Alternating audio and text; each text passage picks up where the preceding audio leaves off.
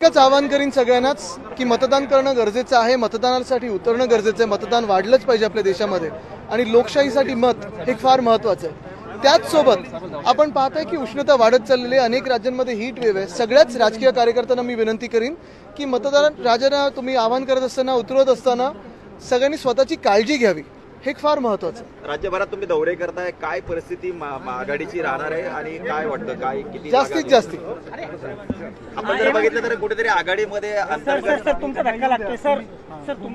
जे मतभेद आहेत ते समोर येताना दिसत आहेत। सांगलीमध्ये विशाल पाटील नाराज आहेत। मला वाटतं आपण एक पाहिलं असेल आमच्या सगळ्या महाआघाडीमध्ये सगळेच आपण पाहत असाल सगळे एकत्र काम करत आहोत।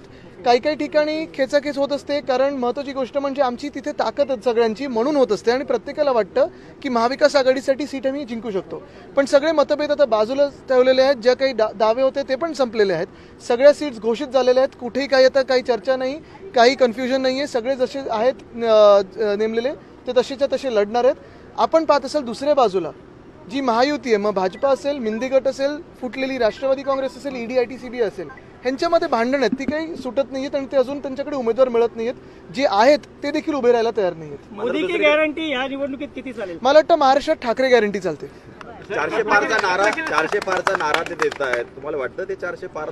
मला वाटतं गॅस 400 पार म्हणजे आता 1100 पार झालेलं आहे। पण एक बघा, ह्या देशात नारे खूप दिले जातात, पण आज आपण पाहतोय देशभरात एक वेगळी लाट वाहत आहे, परिवर्तनाचे वारे वाहू लागलेले आहेत। तापमान वाढलेलं आहे, त्या परिस्थितीत कसं आव्हान प्रचाराचं राहणार आहे सगळ्या पक्षांसमोर? प्रचार करत राहायचं, आम्ही सगळे मेहनत करत आहोत। जी काही कामं आम्ही केलेली आहेत ती आम्ही लोकांसमोर नेत आहोत। जे महाराष्ट्र द्वेष्टे आहेत भाजपा, त्यांचं जे काही महाराष्ट्र द्वेष आहे तो लोकांसमोर नेतात आणि लोक ठरवतील। पण वाढत्या तापमानात पुन्हा एकदा सांगेन, कार्यकर्त्यांनी काळजी घ्यावी स्वतःची।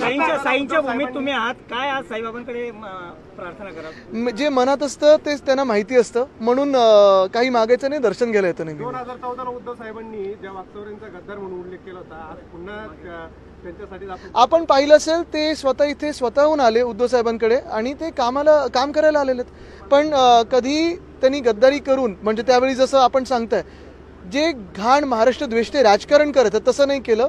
त्यावेळी काही मतभेद असेल ते दुसऱ्या पक्षात गेले होते, आता परत आलेत, काम करतात। मुद्दा असा आहे की जी आत्ता गद्दारी झालेली आहे मिंदेंकडून ती महाराष्ट्राच्या विरोधात आहे।